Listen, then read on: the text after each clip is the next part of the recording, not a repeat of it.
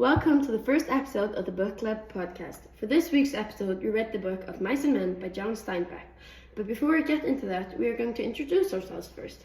My name is Heiðrún, and I am the host and the founder of the club. And these are the members of the club. Could you guys introduce yourselves? Hi, my name is Vigdís. Hello, my name is Sigrún Laura. Hi, and my name is Ragna.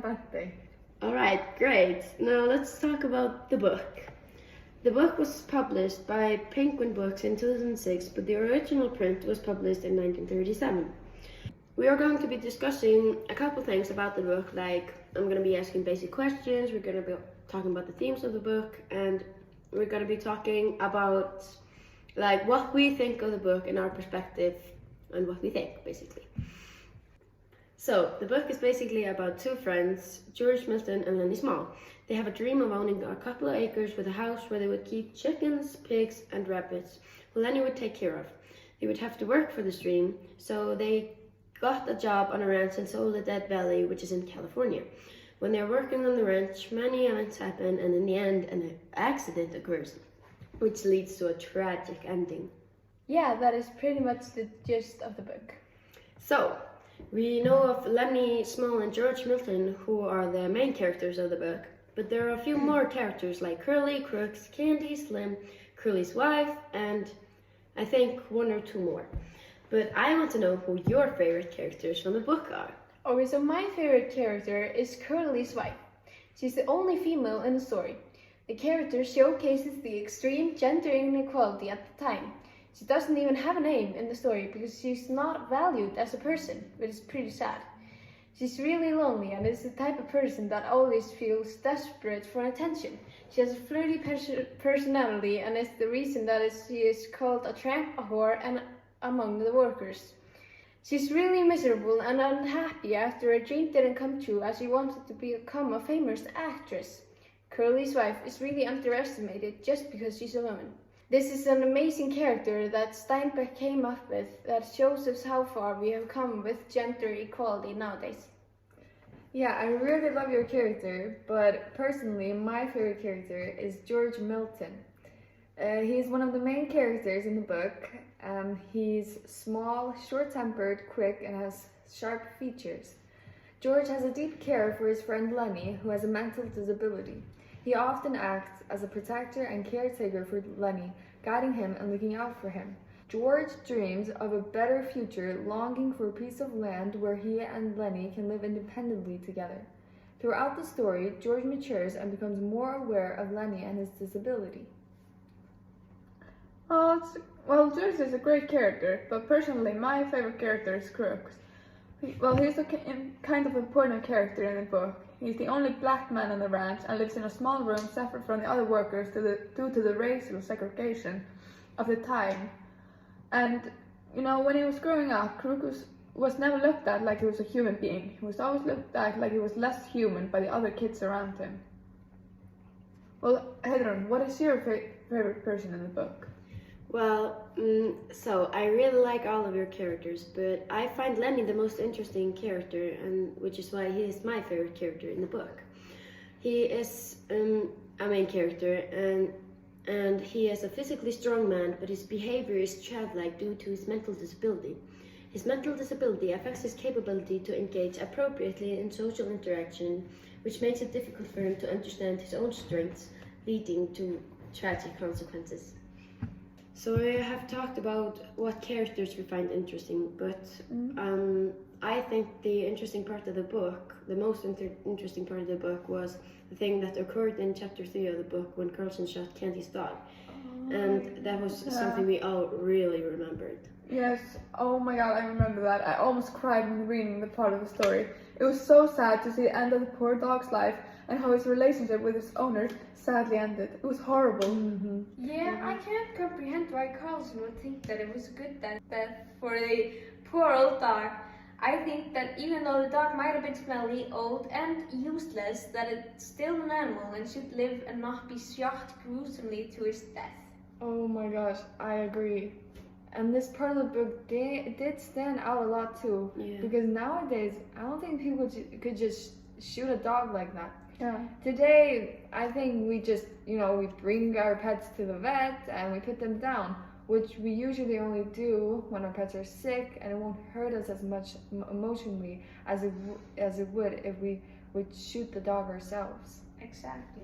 Yeah, and this part of the book also shows just how harsh life was back then in the Great Depression. Yeah, totally. Well, but I don't think that was the most tragic thing that happened in the book. Remember the ending? Oh my god, yeah, it was horrible. Exactly. Yeah, and did you notice how it was foreshadowed? Like, you could read in a couple of chapters before, like, how you could see what was going to happen. Yeah. Oh my gosh, yeah, the ending, it was so tragic. And it really did show us the friendship between Lenny and George, and how they were such good friends that George risked his emotions for Lenny when he ended his life. He wanted the best for Lenny and did this to let him have a peaceful death instead of Curly killing him gruesomely. Exactly. And the incident with Curly's wife foreshadowing the tragic ending when Lenny accidentally kills her, it's fair to say that to be the end of George and Lenny's dream to own a piece of land together. Yeah, it was so sad. Yeah, and George's early warning to Lenny about controlling his strength is also a hint to the tragic consequences of Lenny's unfortunate actions. Yeah, so we're basically just saying that the writer foreshadowed the ending where they can't live the dream when Curly's wife is killed. Like, poor Lenny! Exactly! Lenny. And poor George, he's just lost his best friend. Yeah, He's gonna be lonely now. That has to be really hard. Yeah, so like we were talking about George and Lenny's friendship, like what did you think was important? Like, and what is your opinion basically? Well, the friendship between George and Lenny was both important and unusual. Well, especially the story was written in the Great Depression, but they have been friends for so long, and George stayed by Lenny's side, even though like their aunt Clara died and everything like that. They made an unbreakable bond. Exactly. It is also unusual because George acts as a protector and caretaker for Lenny. He helps him navigate the challenges for that harsh environment, and in return, Lenny provides George with companionship and a certain sense of purpose. Their shared dream of owning a piece of land gives them hope and motivates them to keep on going despite their struggles. Yeah, and so they help each other in different ways. Yeah, And exactly. they navigate each other. Yeah. And I hear we have gone into the conversation about dreams. Like, what was basically the dream about? Like George and Lenny's dream, and other characters had dreams also, like Curly's wife, Candy, and Crooks. Yeah, so the George's dream was that he wanted to own a piece of land where he and Lenny can live freely and independently. Yeah, Lenny and George, they had the same dream. But Lenny, he especially wanted to own a farm with a lot of rabbits, while George just wanted some type of farm where he could live, peacefully. Their dream symbolizes a simple, happy life and his desire for companionship and care, Yeah, exactly.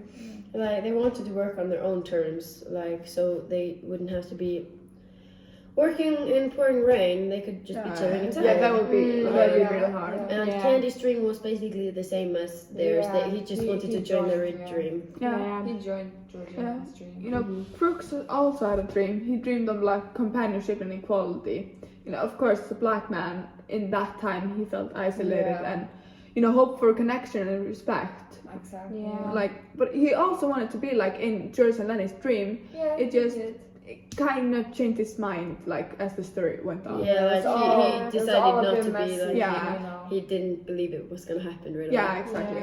The dreams of the characters are alike, and as they all seek a better life and an escape from their current situations. Yeah, like they do. Basically, like everyone, you don't want to be where you want to be. Yeah. The grass is always greener on the other side. Exactly. Oh my god. Oh my god. Well, ultimately, in the book, like none of the characters achieve their dreams. Like in the harsh situation of their lives lead to disappointment and tragedy. Yeah. It's also showed how the American dreams were so out of reach. Like at the time, it was horrible. It really was. Yeah.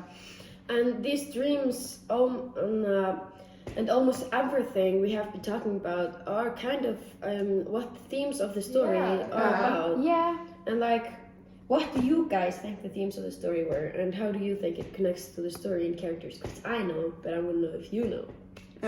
Yeah, so the main themes, I think they were mainly friendship and, you know, the relationship between George and Lenny. It showcases, it showcases the importance of friendship during the Great Depression. Yeah. You know. And loneliness is another theme in the book, where there are many characters like Crooks and Curly's wife that illustrate loneliness. This theme emphasizes the struggles of isolation and longing for connection. Yeah, it really did.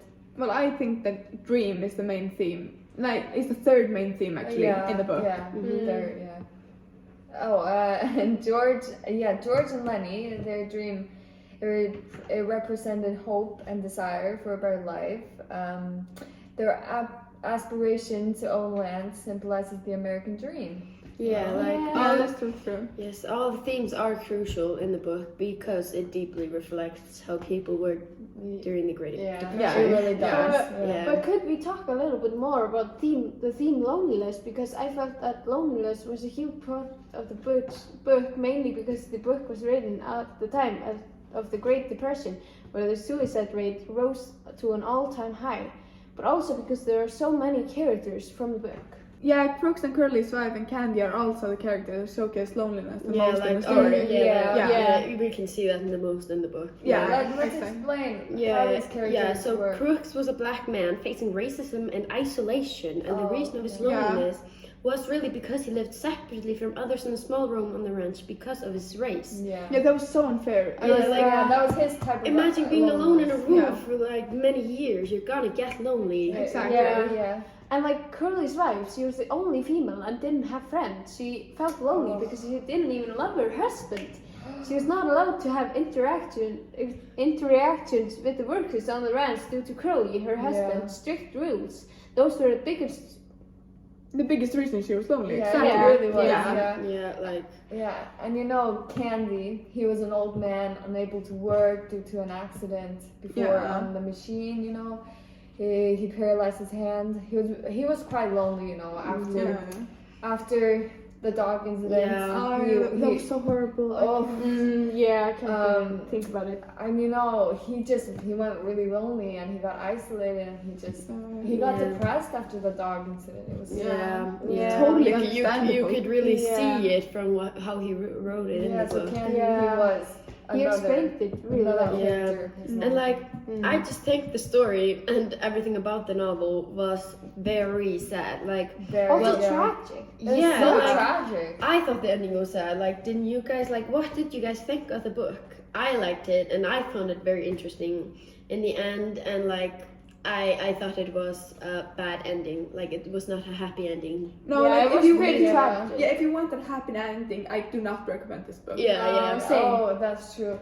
And honestly, I really liked the book of Mice and Men. The friendship between George and Lenny, it's incredibly touching, you know. And all of the themes, loneliness, dreams, and, you know, it makes the story feel so relatable, you know. And Steinbeck's writing, it captures the struggles of characters really well.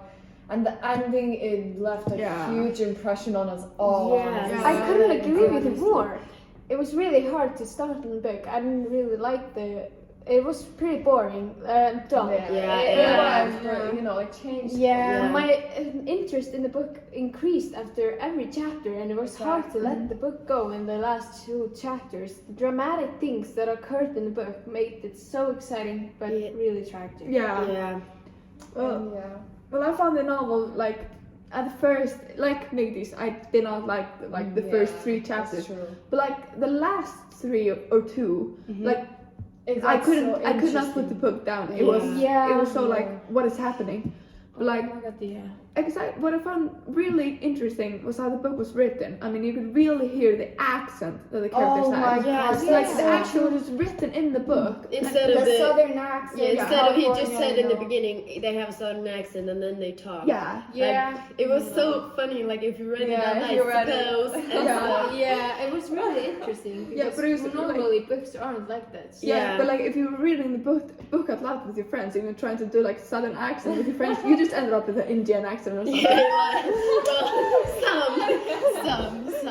Some people. But like, you know, if you don't want to read a relatable book that is sometimes like the times, I would not recommend the book. No. Totally, yeah. But I love the book. I think we all love I it. think we all can agree that we like the book. Yeah. Yeah. We all love to get a good cry in the end of books. Yeah, exactly. Right? Who else cried?